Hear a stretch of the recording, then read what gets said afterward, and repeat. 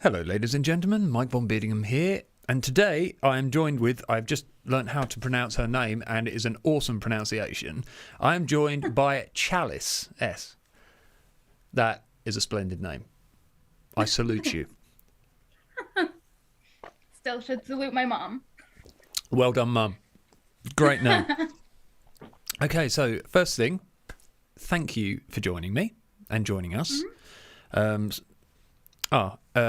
has joined the conversation. He said, "Hi, everybody. Hi, Atta." This may be Hi. one of the first times Atta normally listens to my music stream, so this might be one of the first time he's seen one of the Endo streams. So you've joined me today to talk about an illness that sadly is still extremely unknown and acknowledged in sort of the medical community. And there seems to be, again, unfortunately, a massive amount of women who are suffering in silence and having to go through pretty much the only thing I can describe as absolute hell on earth. Oh yeah. Yeah. Oh yeah. Yeah. No. You're right. That's how I would describe it. So if we start we go back and start from the beginning. If we go to when you first realised that to you something didn't seem right, health-wise. Um. Well, okay. I've had health problems my whole life, Mm. so I've kind of been in and out of the hospital my whole life. It was but for that area type deal, it was when because I had my tubes out way before, like when I was 25. I have Okay. epilepsy, so I've had to have my tubes out for getting put on a certain type of medication. Mm. Um, and then I started having pains that felt like cramps, but they weren't cramps. The best way I can describe the feeling to, I don't even know if it can be the best way to describe it for people to know how it feels, but it's the only way I can describe it. Is as if you've ever seen Seed of Chucky and how how Chucky's just evil. It's like having his baby and his baby's just taking a knife and just going like this, Wow. constant pain. And that's all I felt. And it hurt really, really bad. I was crying, doubled over in pain. I had to call someone to drive me to the hospital because it hurt so bad. Mm. I, yeah, no. And I was just told at the time that, oh, it's just a cyst in your ovaries. Right. It'll be fine. Yeah. You just we'll just we'll just watch it, see if it goes down. We won't really do anything about it. We'll Right. just watch Okay. it Yeah. if it goes down. And then that's just how it kind of constantly kept happening, is that same feeling over and over. Sometimes I would describe it as like, if it wasn't as bad as the stabbing, it felt like baby nails. Just like tiny baby nails just slowly crying.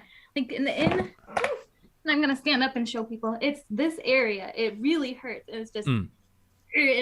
oh, God. I mean, one section. And when you don't have that stuff, when you don't have the ability to, you have cramps. Women, we all know we have cramps for our periods and stuff. Yeah.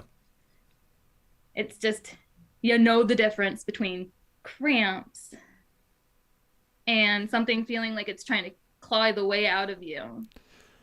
I've heard It's several people describe it in that way. Just some people, it's almost like a twisting, a wrenching. Sometimes it's literally feeling like there is an alien inside of you just trying to yeah. break its way out of you. Okay, good. Then I was not the only one trying to describe it that way, because yeah, No. that's the only way I can describe it, is something wanting to come out, not no, there's no other way to describe it. So yeah. No, the intensity of the pain.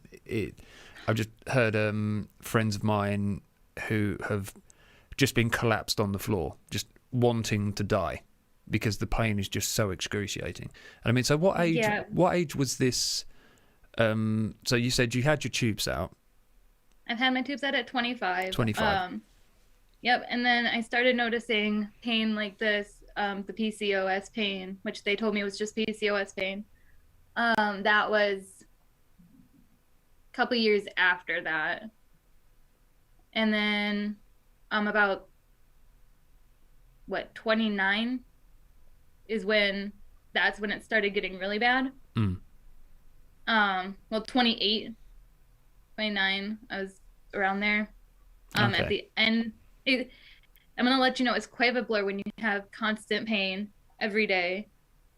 Um, you're going in and out of it mainly just because I'm not gonna lie, I liked to party, so it made it easier to go through it. Yeah. But then once I wasn't doing that, it was bad every day.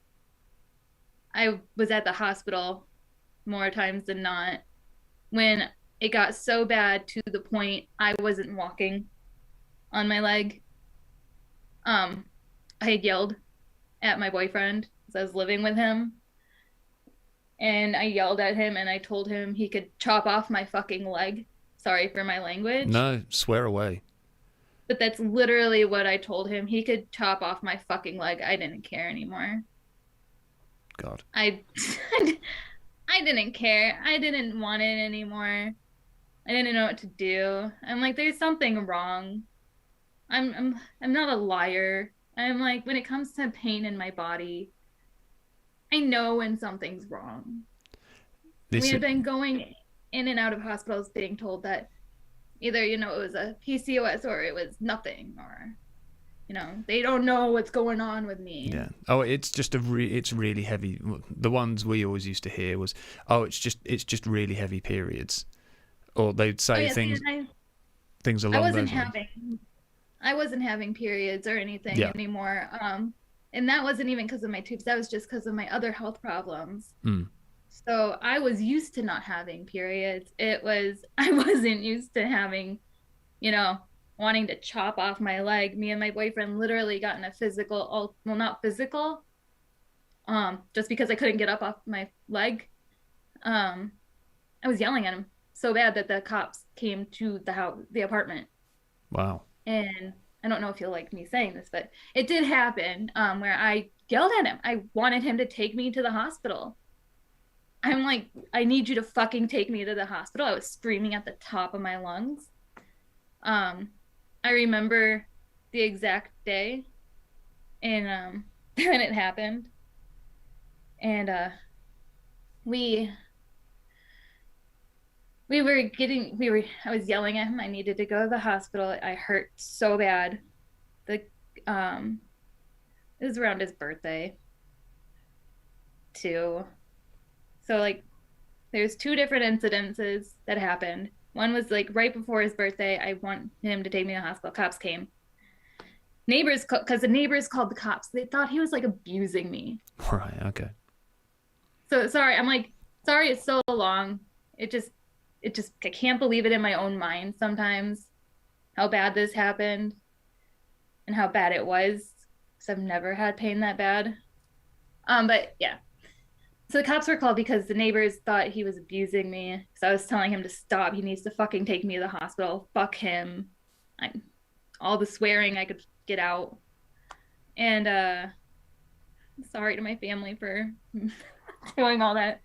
But no, he was gonna take me. He just had to feed the dog first. Mm. But I'm not hearing any of what he's saying because I'm in major pain, straight just down my leg.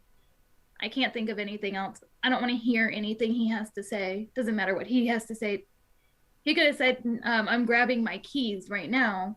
Hold on. And I probably still would have yelled at him saying, no, I need to go right now. Yeah. So basically he had to basically pick me up for me to believe we were going.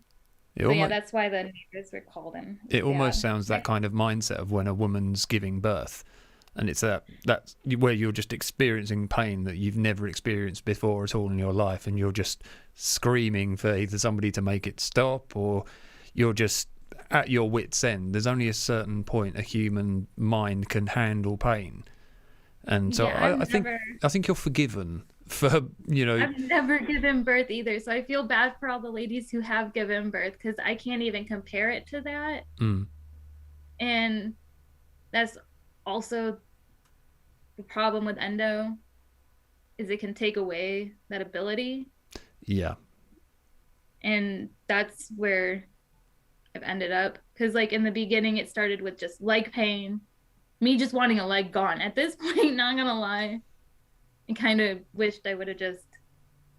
I wish it would have just stayed in my. I wish it wasn't just my leg because I'd rather have a leg off than have what I have to go through right now. So, Honest truth. I can obviously I can't imagine what that feels like, but I can certainly empathise with if you're just having something that is just causing you that much pain and grief. I completely understand. I ended up screwing up my boyfriend's birthday. That year when I first had it. Like when I first found out, I was in so much pain. I didn't even know when I had it when I was yelling at him. They told me the first time I yelled at my boyfriend and the cops were called that there was nothing. I was literally told that day there was nothing wrong. And then the second time it happened, we had his dog over. I was laying in her dog bed. I would refuse to get out of her dog bed was tiny. And all I needed was something to put on my side to warm it up enough to keep myself warm, which wasn't even really helping. It was just numbing the pain enough, making it somewhat feel better, I thought. Yeah. And he took me to the hospital, and that's when I found out I had endo, and they just did surgery that day. Oh, so you actually got the diagnosis there and then? Yeah, they told me that because we went for the PCOS, and they were gonna take the cyst out because they saw I had 2 cysts. They told me I was actually really lucky. I had a bad case of endo, and I had a cyst built on top of a cyst, and one of the cysts had burst, and so the second cyst that was on top of the one cyst is what saved me, because if you have a cyst burst inside, you have internal bleeding. And God. Yeah, so all of this time, all of everything I was going through, I was told I was crazy. I got the cops called on me and my boyfriend, and still told I was crazy and there was nothing wrong. And it took me laying in my boyfriend's dog bed, refusing to go to bed, and having him take me to the emergency room that night and my mom came. It was nice. My mom came in right away when she heard. She didn't even know what it was going on. She just knew I was having surgery.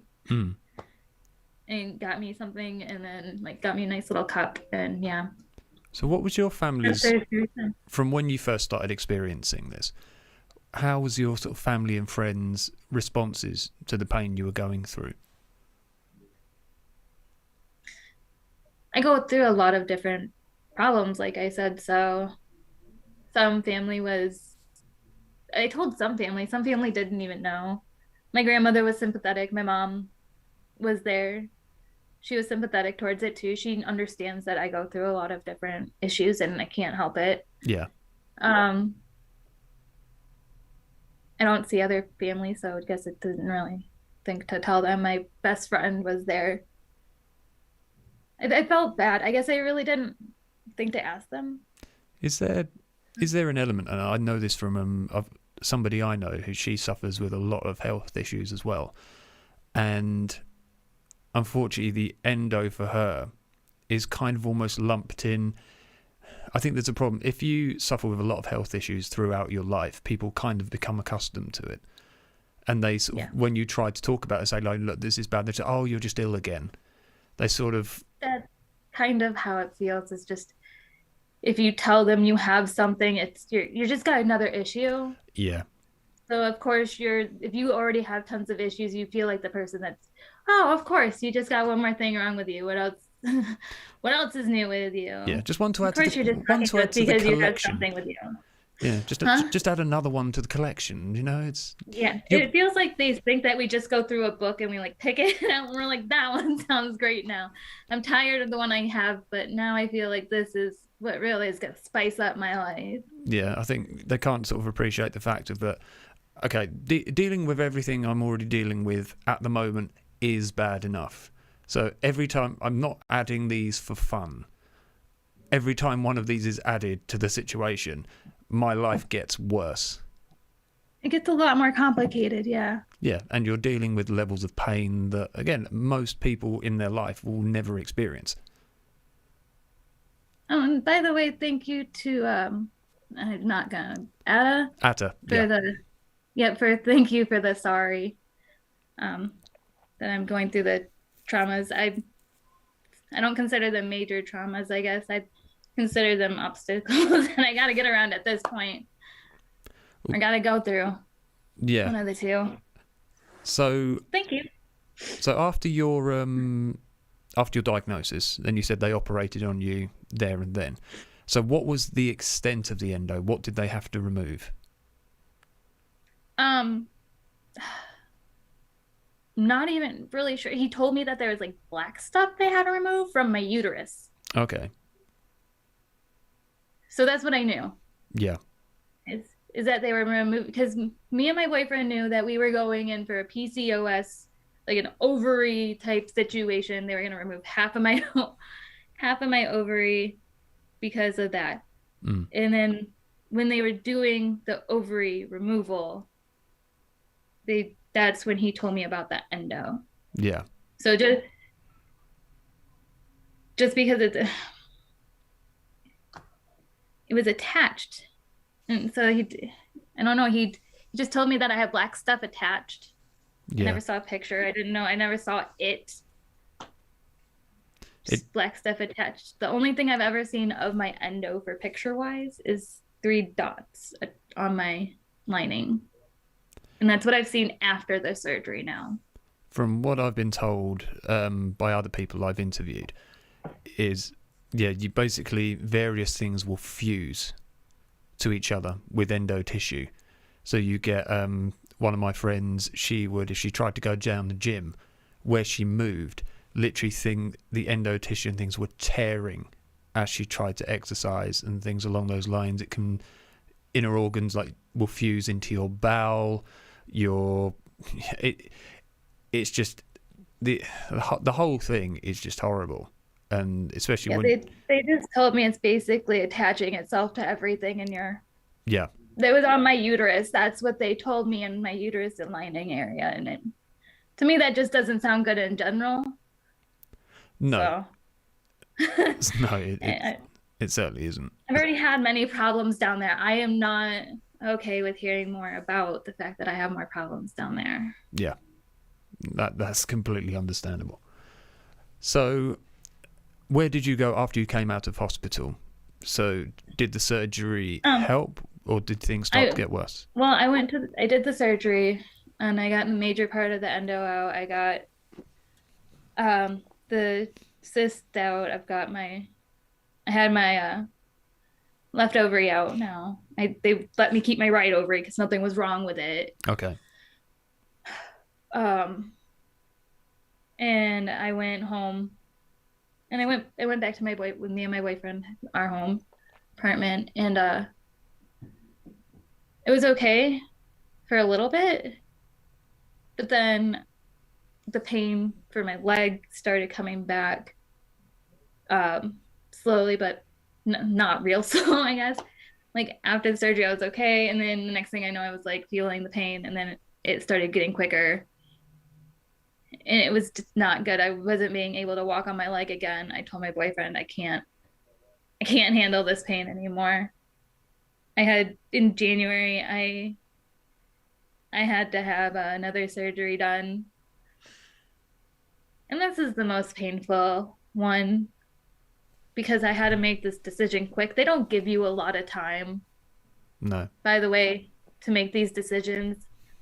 I just want to let people know that when you're having health issues, you don't make decisions with a, long thought. You don't get to sit there and make, look up things and make educated decisions all the time. I had my tubes taken out in a doctor's office within 3 minutes, not within 3 minutes, within 3 seconds. I had to say yes or no because they weren't going to give me the medication otherwise. Right. And it's the only medication that was going to work. So I made an uneducated answer on what I wanted to do with my life. And then I had to do the same thing again this time around. And I had to have a hysterectomy. And it, I had a lot longer time to think about it than I than 3 seconds, but I had a short amount of window time that they were going to allow me to do it before having full thought. I wanted to be able to keep my eggs frozen for later on when I'm older in life, Yeah. or when I want to be able to have a surrogate. My best friend was willing to do that for me. Um, and I'm not able to do that because I had to make the decision of having a full hysterectomy. I am only 30 years old. Um, at the time, I was technically only 29. I hadn't even turned 30 yet when I had my full hysterectomy. And I didn't even go on Facebook anymore. I posted it on the beginning of this year on Facebook that I was having one because of it. I'm sorry, I'm crying, but No. this was the most hard decision of my life. I've always wanted to be a mom. And that's when Endo takes away from you. Is if you haven't had that chance. You're not going to have that chance if it gets real bad. It is. It's. I know some people who've been lucky enough to where the endo got to a point later in their lives where they had to have it removed. But I do know people who are in your situation as well. They're young, and they had no choice. And That's the second part. And everybody thinks it's like, oh, you have these choices. You have a choice. You have a choice.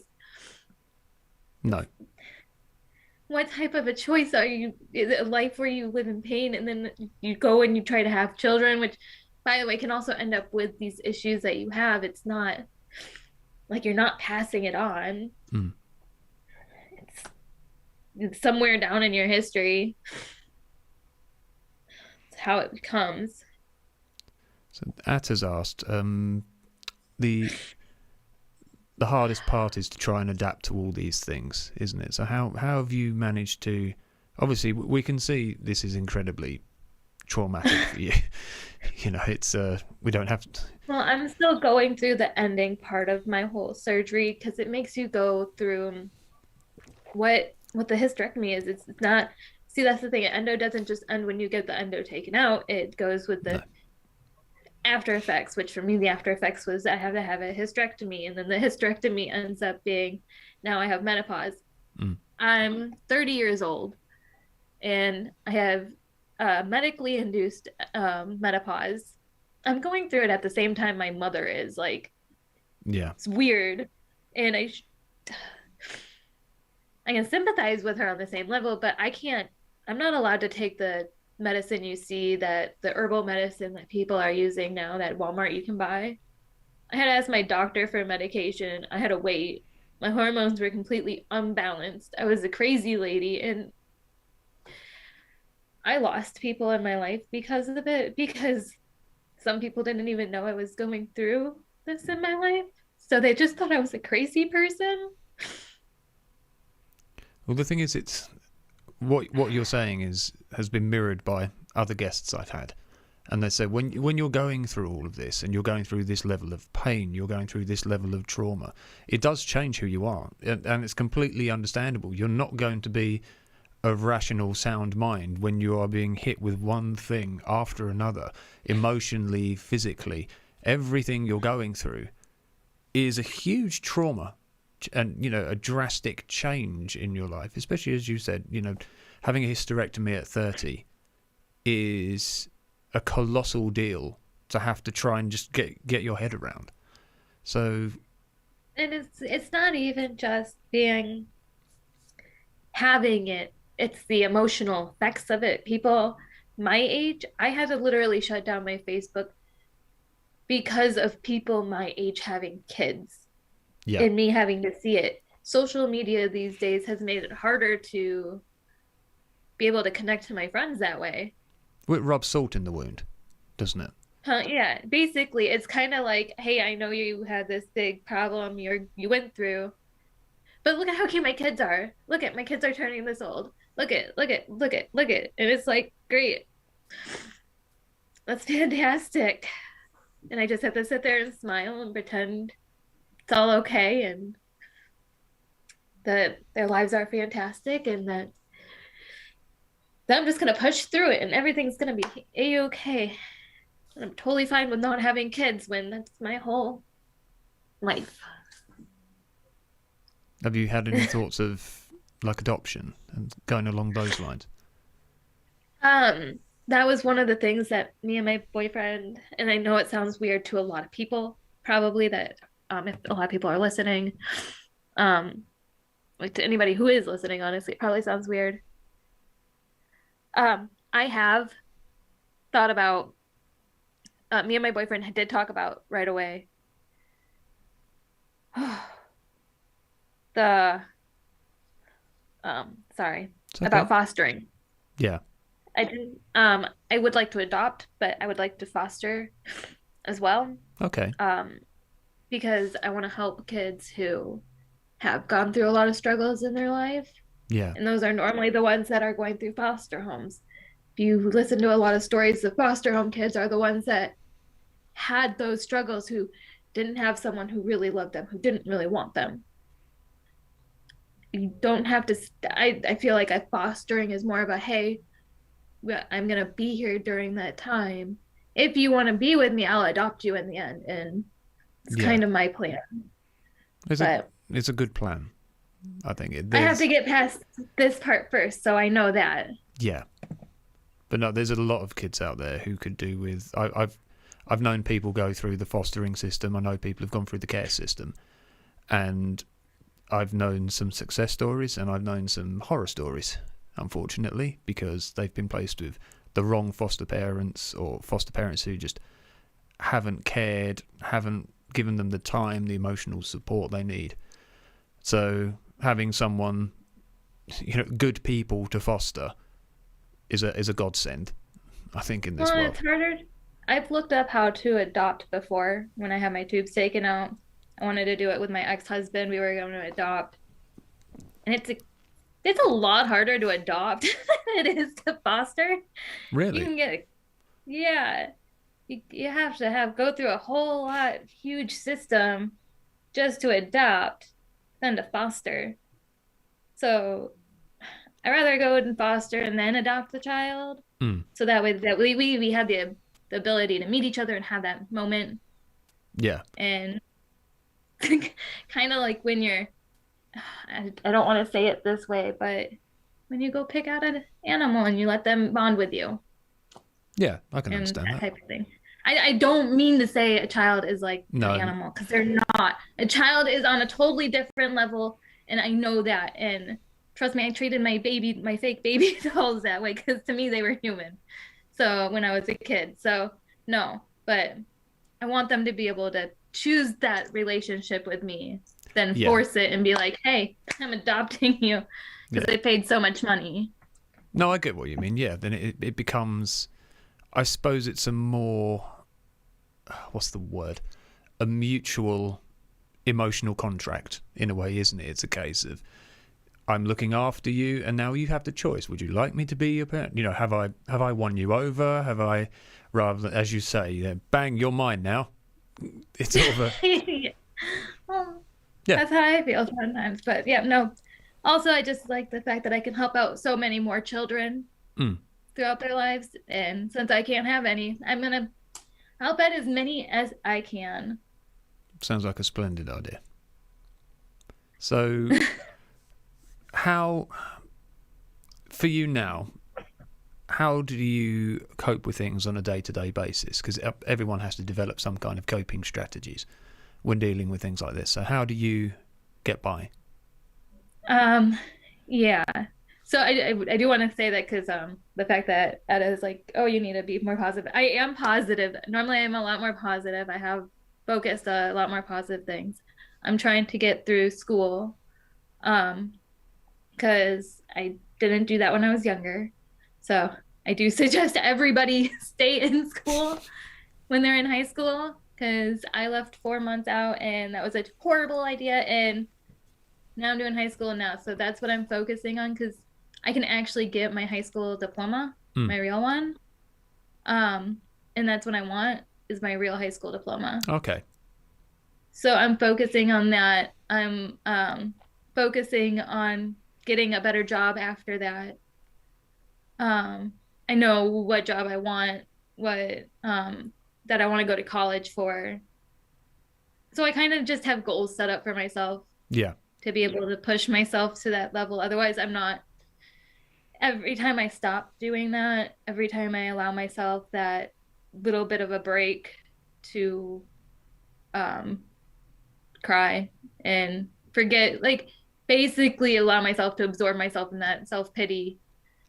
It's not good. I cry about having kids and not having kids, and then it's just not. It's not a good area, not a good zone. Things around me become toxic. So. Well, you're still you're in the mourning period, aren't you? You know, so this is a devastating life change, and it takes, you know, whether it's what you're going through, whether it's losing a partner, a loved one, a family member, all of these things take time.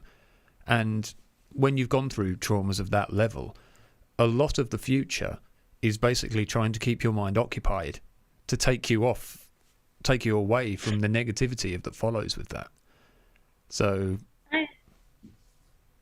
I just rather focus on the positive from end of it. I do get told though that I focus a lot on the negative, and I don't want to do that anymore though, because since it was January I had the hysterectomy. January is when it was all taken out, it was all done. I made that decision and everything, and it's just for some reason I feel like if I end the year thinking about it that way, it's just gonna travel into next year. Yeah. Like I feel now that if I've gone through that, I've been through it. This is kind of I feel like this is kind of my last part of it, my last chapter of it. Weirdly, it feels like the fall is where I should be growing up more now. Okay. My hormone, it's gonna sound so weird, but I have to have hormone patches to regulate my hormones because that's what I get, not the medication, the cool herbal medication that everybody else gets. But that's because that's what also happens is my hormones were off. Yeah. So that's ta-da. And then that's what happens when you have a menopause, medically induced menopause. You lose all your hormones, and now they're gonna medically make it better for you. So my patches are almost gone. So I'm almost to the end of that. So I feel like the ending chapter is here. Yeah. The better part of it's coming. That hopefully now that I've gone through all this, that I've gone through so much more than people my age normally go through, that I don't have to go through I don't have to go through menopause when I'm older. There's that bonus. So there's that bonus. So I'd like to think about that fact as well, is moving forward, is I don't have to worry about that stuff. I don't have to worry about all that. I can continue to grow now. Yeah. One thing, obviously you telling your story is, as you said, this is quite important for you as well, because it's a chance for you to actually tell it in more detail to people you know, to friends, to family. But something I would like you to come away from this is, if you do get a chance, have a look at some of the other interviews that have been done with other people, and you will realise that you're not alone. So tragically, so many other women are going through this. Your age, younger, older, and they're all telling very similar, real tragic stories. I will say a lot of us hide in quiet. I will admit, I met somebody at my work, and obviously I won't say who, but she told me she had it, and we were talking about it, and she explained to me that she knew exactly what it felt like, the pain down the leg. When a doctor had told me when I was in an ER, when me and my friend had gone, and I knew what the pain was from, because by then they kind of had a semi idea, like the fact that I had already had the endo in me. They said that there was a chance it could come back with the pain. Yeah. And I had told them that I was feeling the pain again down my leg. Cracked me up when the doctor told me I was lying that about endo, and that he apparently talked to the on-call OB/GYN. By the way, I didn't have an on-call OB. He was totally lying to me. Wow. He told me he talked to him though, and that there is no such thing as pain down your left leg, which most women will definitely tell you. The pain goes down your left leg. It hurts like hell. You can't walk on it. And they will slap anybody. I'm pretty sure they'll do more than slap somebody. I would have done a lot more than. If my friend wasn't there, I'm pretty sure that doctor, I probably would have gone to jail. That's how bad of pain I was in. I had almost punched a dentist because of pain that he put me in. So telling me I'm not in pain and that I'm lying to you and I can feel the pain down my leg, no, you don't go there. This is one of the things that a real commonality between people I've interviewed is the amount of times they've been disbelieved, the amount of times that they've been accused of over-exaggerating their symptoms. Oh, yeah. And you've got to think of it, what does a person achieve by saying, I'm in this much pain? It's, again, I think, unfortunately, with the medical, you don't get an award. It's not like you get brownie points or Cub Scout points for saying, oh, yes, I've got this level of pain. It's like, no, this is affecting my life. But you don't get any real sympathy either. It's not like people go, oh, you're in pain. Oh, let me coddle you. No, most people, like, especially if you've had problems, they go, ow, handle it. Or in a woman's case, if you say you have pain in that area, they go, here's Midol. Yeah. Here's a heating pad. What else do you need? Like, that's what they tell you. It's quite stupid. Do you think there's, and I think we probably know the answer to this, do you think, when I've spoken to people, a lot of them say that the reason why endo hasn't got the kind of recognition that it should do is because its symptoms are so varied and clash with a lot of other illnesses of that type.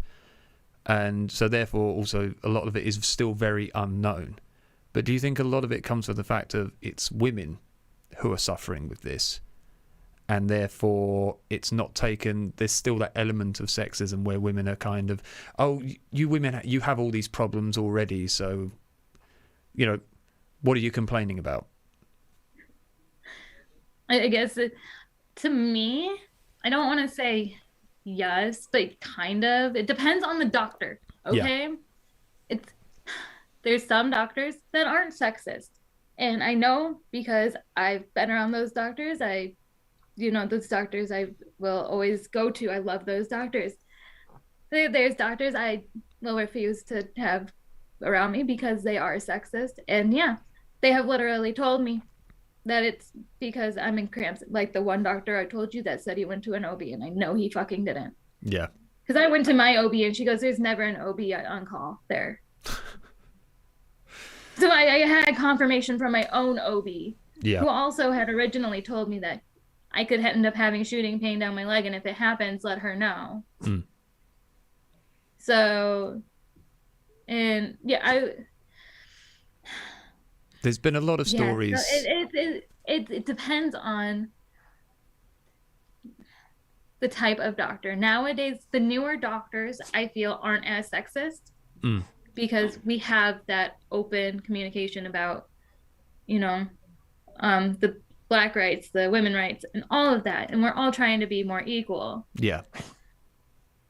But then there are those who don't want to budge, who feel that they are better, who feel they are superior, who feel that nothing can touch them.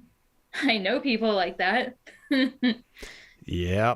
I've dealt with people like that. And yeah, no. There are sexist people, and there seems to be, I know with other people I've talked to, there seems to be a case and where nothing will ever move forward with them around. No, and it seems that they have to go through, especially Endo. We have to go through so many doctors, going to see various gynecologists, and it's not until you get that one who believes you to start with, and who is willing to go the extra mile to say, no, I think this is what it is. We need to test. We need to do this. We need to do that.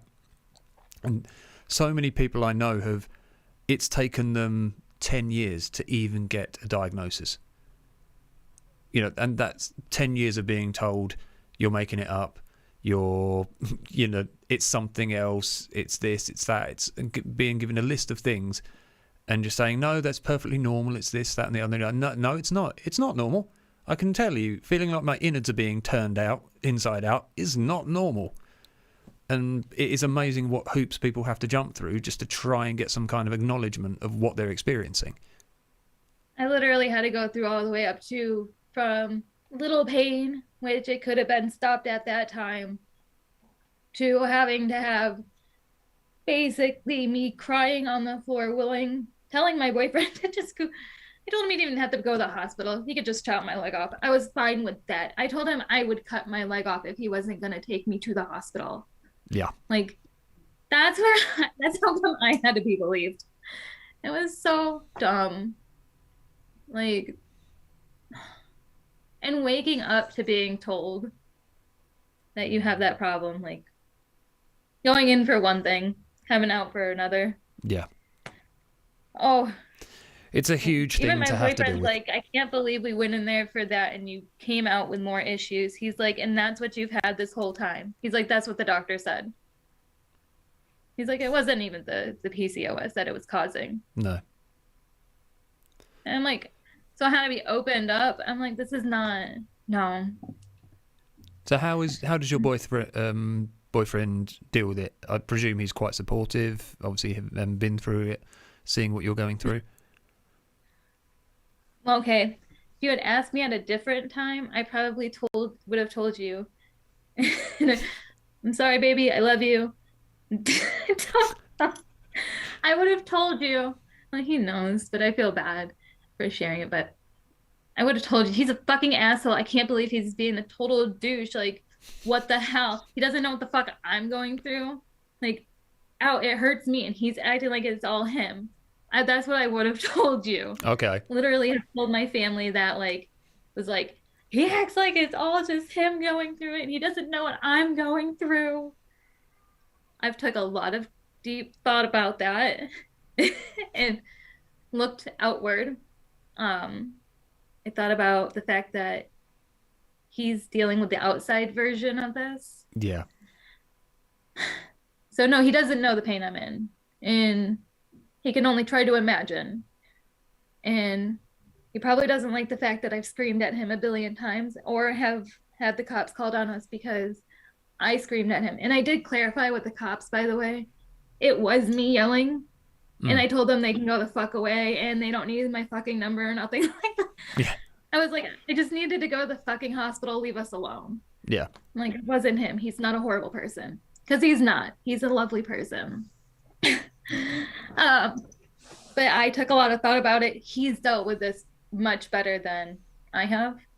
There's I don't know if have you ever looked up endometriosis support groups and things like that on social media, any of those kind of things?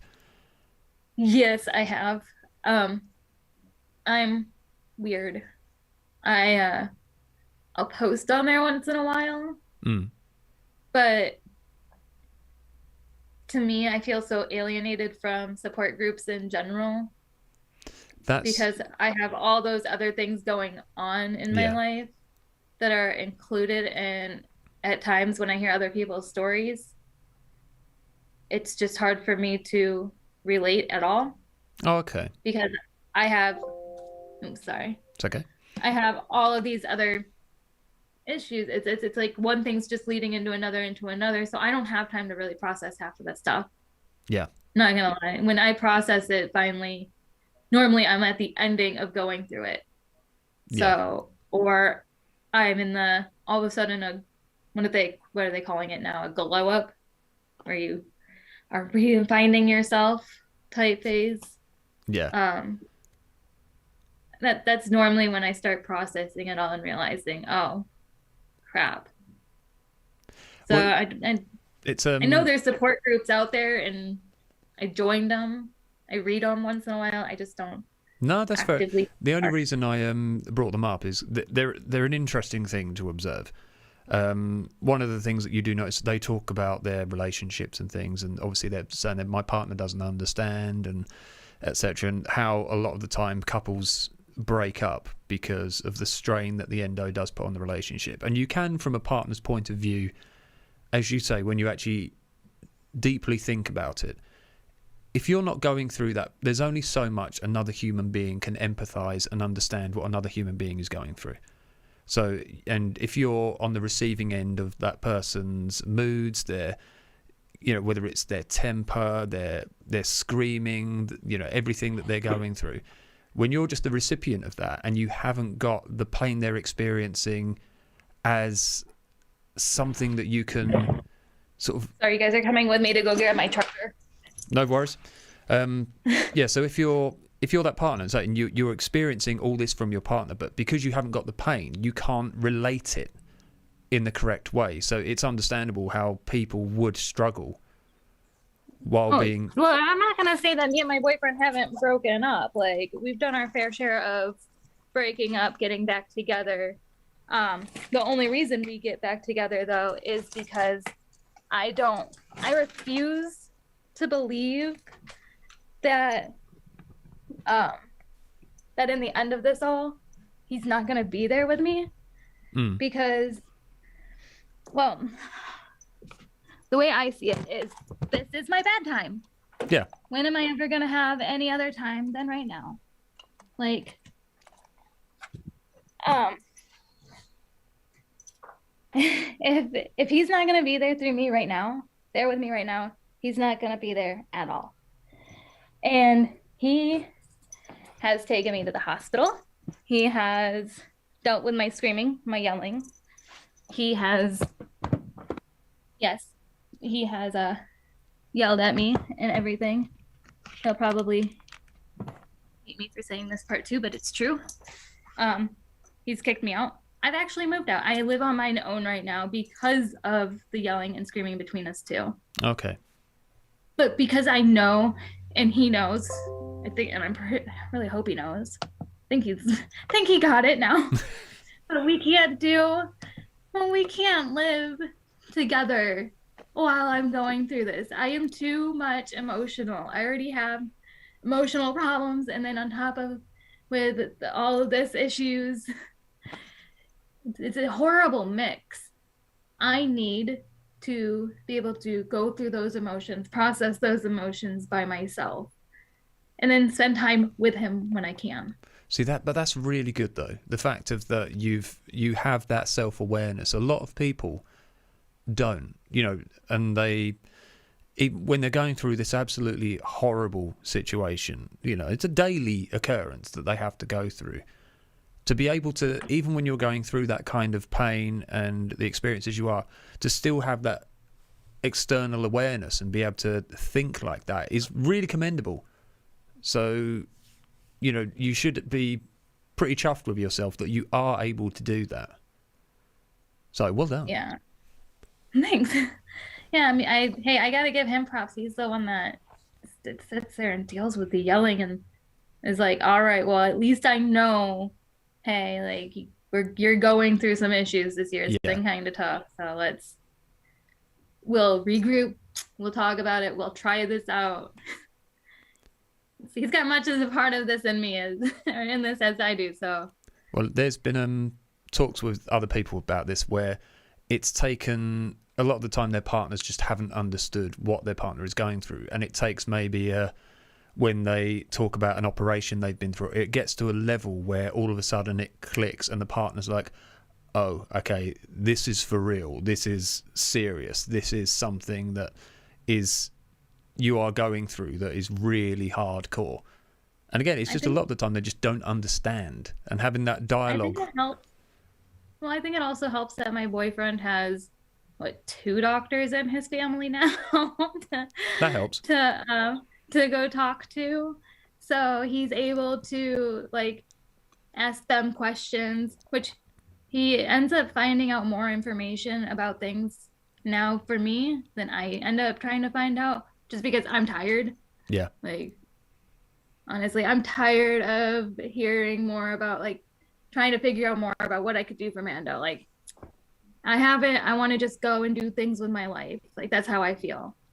And so Yeah. he's like, well, how about we do this so it makes your life better with this? Or he's like, I talked to my sister and she said this. Or, you know, I talked to my other sister and she said this. And so he's constantly helping. So yeah, Excellent. he's, if anybody has problems with their relationship, I do say take a step back. Sometimes it's good to just take a vacation for yourself, Mm. a breather for yourself, and take a break.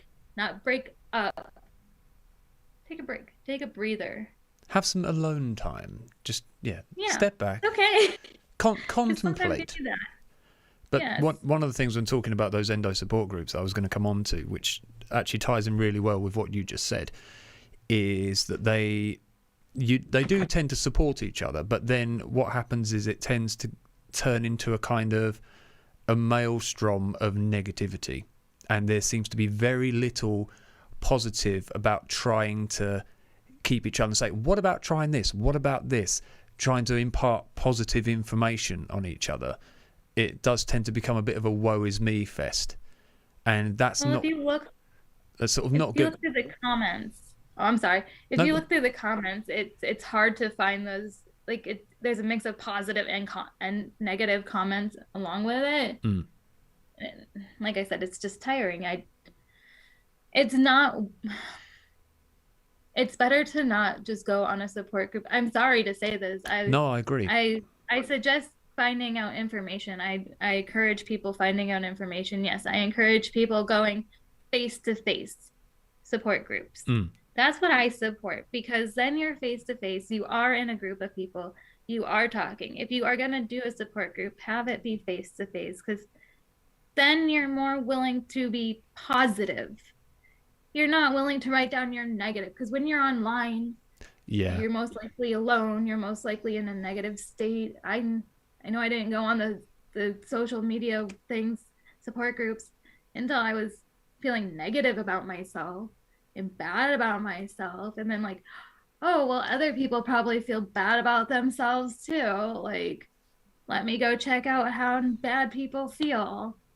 And like, what did people do? And these people ask negative questions. And Yeah. then you're trying other people's tactics. And I always say, just try, like I've told one of my other friends for another thing, it's just do it your way. It's Yeah. the best way to do it because that you're the only one that knows you. Yeah. I mean, So, there is support out there, and so there are people who are going through very similar experiences, but we need people who can offer good advice, some more positive outcomes. And it's very yeah. difficult to find. It's a very hard disease to live with, but there And like are. that's why we need endo support groups in person Yeah, I instead. completely So that agree. way you can go and do group activities instead of, hey, what should I do? Yeah. Instead of that, you'll be like, hey, what should we all do? And then we can all go out and do something as a group instead of, well, me and my family did it. Like, great. I'm the one person that doesn't have that. Maybe you're telling me as a person without a family to go hang out with my family. That's not a Yeah. different people have different triggers of different things. Yeah, and there's also And that. especially when we're all going through menopause, you know what? We all don't like to deal with our parents when they're with our moms and our grandmas when they're going through menopause. Yeah. Now imagine young women and a mix of younger women and older women going through menopause on one social media site. Boom. That's not meant. It's not that's not a place meant for us. I'm sorry. Yeah. No, I understand Too completely much what you mean. emotion. We need people to actually support each other in a positive fashion rather than Yes. just. And I know it's very easy to say you don't focus on the negative because there is a lot of negative, but that can I was only. gonna say I know I focused a lot on the negative during this so far, and I No. felt bad. I do feel bad because it's not about the negative. It's No, but people need to hear the negative to understand the extent of what a person is going through. You can't talk about the pain of losing someone by going, oh, well, they died and that's it. That's not really going to tell the full story, is it? So, of course, you need to hear the full extent of what you've been through.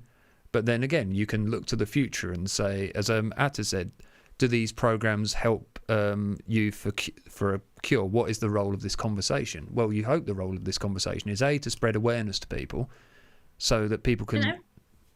There is no cure, just so we're clear. No. It's not like I have my uterus and everything. I still am... I'm a survivor of endo. I still technically have traces of endo. It's just what I get to live with. Well, there is the thing is, the more it's talked about, the more people try to... It's like anything like this. It needs to be brought out into the open. It needs to be acknowledged for what it really is, and to the extent of the damage it can cause people and what people are having to live with on a daily basis. But also there's now, I think, I can't remember where I read it, there's a female doctor who is suffering with endo who is now pushing to try and, do more research, more to find, sort of different helps and supports and cures. And it needs that push. It needs that investment to look into this more. But that doesn't come from people hiding in the shadows. And yeah, no, it's just because it's so embarrassing it's for personal. Women sometimes. It is really personal. Who wants to admit, hey, my insides are fucked up? Especially when we've gone from an age of, like, women can't have anything wrong with that area because we're meant to have babies. Yeah. And if you notice, we have areas for Planned Parenthood where people aren't picketing out there. Like, we have people in those types of families. If you tell them that you can't have babies no more, I can only imagine. I got lucky to have a family who's great with, like, hey, she has choices, and, let her be her. Literally, my mom at one point is just like, Chalyce is just going to be Chalyce. Let her figure her out. She'll figure it out. She knows what she needs. Which I love you, Mom, all the way. Same with my grandma, my family. Just real quick. But no, there's people that have that hard, that have to tell their families that, and then it's embarrassing. It's a horrible thing. They don't want to tell I don't want to tell my Christian parents, like, hey, by the way, I have a horrible disease that's making it so I can't have babies. And I may end up having to have a hysterectomy later in life. There's no cure for it. Your parents are just going to be like, all right, well, if they're hardcore. Yeah. And I've seen some hardcore parents like that who are just like, we're not going to do that. This is God's creation. Too bad. Well, there's a lot. Everybody will have their reasons for not feeling that they can talk about it. There is a big problem with men with talking about problems, whether it's things like erectile dysfunction, if it's testicular cancer, men talking about depression. There's stigmas. Anybody talking about anything, honestly, anybody who feels like they're broken doesn't want to be broken. Yeah. We have a society who wants everybody to be perfect, or our version of perfect, or what's enough of a perfect to make a good story in life. If you haven't noticed, it's because we don't want everybody to be perfect. We want enough people to be perfect and enough people to be not completely broken, not weird broken in a way that we don't understand. We want it to be able to, so we can fix it later on. We want everyone to be Instagram friendly. Too. Huh? We want everyone to be Instagram friendly. That's basically what you want. That's the aim, even though the reality behind every picture is very, very different. Oh, yeah. I was just watching American Vandal about that, and sorry, that's all right. They brought up the fact. No, it's the whole thing is really sad because every human being has gone through something in their life. Everybody is fucked up to some degree. Some more than others. Not everybody came from a nice family background. Some people are going to have horrendous backgrounds, as you said. Some people, like when you're fostering kids, some of them are going to have been through absolute horrors in their life. And as life goes on, a lot of the time it gets harder and harder for people because more things happen in life. That's just how it is. Yeah. And we have to all accept with each other that we all have some degree of fuck-uppedness. That's the scientific term for it, and I'm sticking with it. But And the thing is, with anything like this, human bodies go wrong. Women's, whether it's uterus problems, whether it's vaginal problems, whether it's to do with your ovaries, it's a very temperamental part of the female anatomy, and lots of things. I do not know any woman who has not had some issue around the area in her life. It's part of being human. Most women are bound to have an issue, at least with their ovaries. Mm. I've known, I know women who either had PCOS or they've had CPOD. Mm. So I feel like it's a toss up one or the other in your life. Congratulations, women. Just to let you know, if you haven't had it yet, PCOS or CPOD, go ask your doctor. Yeah. But the more we can talk about it openly, the more, and I know, as you say, it's incredibly embarrassing for some people, but the more open we can be about it and the more accepting we can be about it, the more can be done about it. Oh, yeah. So when Atta says, does this program, what is the role of this conversation? Well, I hope the role is to A, make awareness, B, give you a chance to tell your story and actually sort of maybe for the people who are around you, including your family and friends, to actually get a more deeper insight of how this is affecting you, how it has affected you, and what you've had to go through, because a lot of people just will not understand. So, and the only way they can understand is for them to be told in sometimes a format such as this, if it helps. Well, and I want people to realize, by the way, it's not just like I had to deal with the pain and everything. I gave up. I had to give up things during the time as well. It wasn't, I gave up things. I lost family. I lost friends. Some willing, some not. Some of them I lost personally because I chose to lose them. Some of them I just lost along the way. And when you don't talk about it, like I thought I talked about it a lot. I posted it on my Facebook.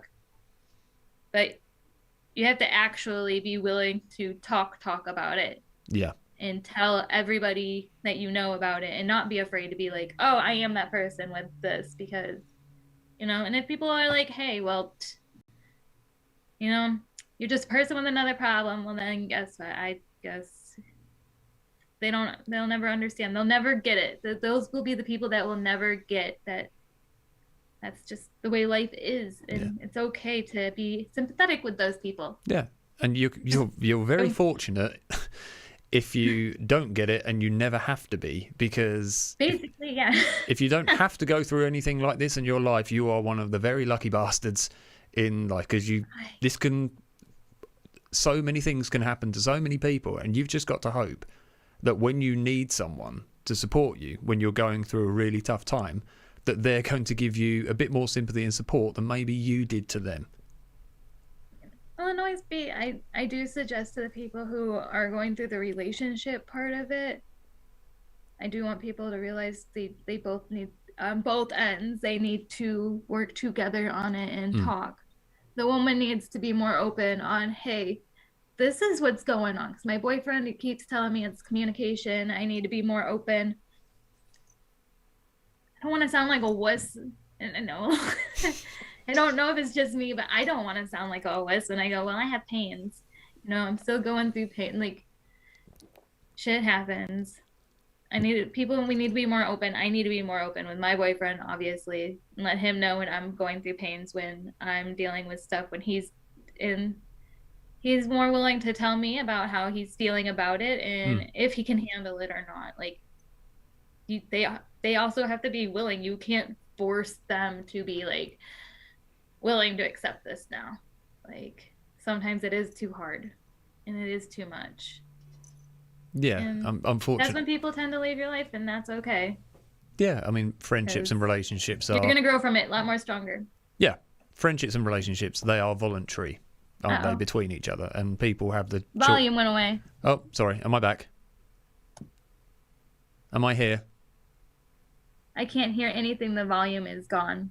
Oh. Okay. Still nothing? And I don't know why. Okay, hang on. Let me just check my... hang on. Let me just have a quick look. Oh, there's the volume. Hey. Right, can you hear me now? Yep. So Don't know what happened there, but okay. that's okay. But yeah, we're just saying that human relationships and friendships and things, they are voluntary, and people can walk away. That's their choice. But if the thing is, all you can do from your point of view, and anyone who's going through this, is to be as open and transparent about it as possible. Lay all your cards on the table, and then if that person chooses to stay, awesome. If they choose to walk away, that's their choice. And there's, again, as you say, you just have to be strong and deal with it. You can always get yourself a therapy dog. Just get a dog. Just get a dog. Anyone, just get a dog. That's all you need in life. Here, we'll give Lucy a little bit of screen time. See, that puppy dog is always a good puppy dog. Yeah. Puppy dogs love you no matter what you're going through. That was just because I wanted to give Lucy a little screen time. Oh, we appreciate it. She's been a good puppy this whole time. Everybody loves a dog, right? Yeah, absolutely. Right, I think we're probably getting to the end of our conversation. So, right. How do you feel? I feel good. I just hope that people have learned more about endo and understand that it is a long process. I didn't even realize I had it, and some doctors won't even look for it right away. They'll just tell you you're crazy and believe a woman, especially when her leg, because it seems to be a common thing. Like, I did look it up, and I have looked at things, like when I was looking at the online support groups, it was common. Yeah. The left leg normally is in tons of pain. And most women will tell you they will want to cut it off. It's much better than keeping it. I even told my boyfriend I'd cut a whole section off just to make everything go away. And yeah, so if they start saying their left leg hurts and this one area side hurts and they know it's not their time, you might want to believe them. Yeah. They are going to need to go to the hospital. They are going to need that removed. It is nasty, and it grows. It's gross. And if you are a doctor out there listening, when a woman says, I know my own body, this is not normal, please listen to her. Yeah, I'm tired of doctors telling me that I don't know what's going on. I always know what's going on. You want to know how come I know? Because I'm in it every day. I live it every day. I feel it every day. Trust me, I know. And I'm literally like very like normal with pain. I can feel pain, and I'm like, I can handle that. Yeah. But if it's something a woman can't handle, trust me, if she's coming in crying, doubled over, ready to tear your head off, if you tell her no, that's a really good sign. Yeah, something really hurts. Extremely. Right, well, thank you so much for coming on. Oh, no, thank It's you. been really good talking to you. And all I can say is, from the other people who I've spoken to about this, is, as I said before, you're not alone. So don't feel that you're kind of an outcast who is fighting this fight. There are other people going through it. It's not abnormal. It's not strange. It's not weird. It is, unfortunately, a common thing, and it seems to be getting more and more common amongst women. And the stories they're telling me are very similar to yours. Some are worse, some are better. Everyone is fighting their own fight. But one of the things I have noticed in all of them is that women are fucking strong, and they can push and fight like nobody's business, and they will keep going. It's because they have to. So I will admit, I learned it from my mom and my grandmother. Both of them are the strongest women I know. My mom owns her own business, and I don't think she's ever actually gone to the hospital for anything. I'm pretty sure she's hurt herself pretty bad and hasn't gone to the hospital. My mom will tell you to just told her I had a infection once, and she's like, I bet it's not that bad. Just put some medicine on it. You'll be fine. I ended up having to go to the hospital because it was that bad. But my mom's a tough chick. She's like, you got this. She'll probably hate me later for saying that, but she's just, I love her because of it. She's a tough woman. And then my grandmother's right there with her. They're both very independent, tough women, and I follow after them. quick disclaimer though. Sometimes you do need to go to a hospital, ladies and gentlemen. Yeah. Don't always do what my mom says, and it's gonna be fine. Trust me, it's not always fine. Yeah, when things turn funny colours, when lumps turn up in places that they're not supposed to be, or limbs are hanging off, please go to hospital. There's been times where my mom was wrong. Trust me. All right. So, been lovely talking to you. Take care. It was nice talking to you. You too. Look after yourself. Bye. If you do get a chance, and anyone else out there watching, please check out some of the other videos in this series. They are very informative, especially for people who think they may have endo, or people who are suffering. It's sometimes just good to know that other people. It's sometimes good to know that you're just not alone when going through this kind of stuff. And if anybody in Wisconsin, in the Wisconsin area, is going through endo, specifically like the Wood County area right now, totally feel free to hit me up. Actually, anybody can totally hit me up. Hit me up on Facebook or Twitter or Instagram or anything like that, to talk about it.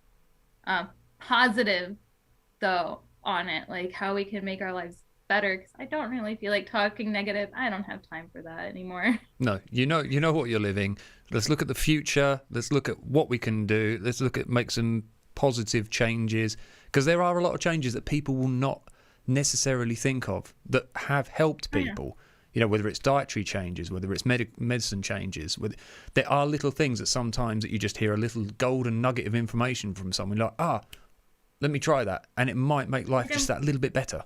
I'm willing to make a support group, like an actual face-to-face support group, and put that all together so we can do like events and raise awareness type deal. I would like to do that for people. So awesome. Yep. Anybody feel like that, you can hit me up as well. All right. Excellent. All right. Thank you. Well, you take care of yourself. You too. All right. All the best. And ladies and gentlemen, thank you for joining us. And we will see you another time. All the best. Bye-bye. Bye-bye.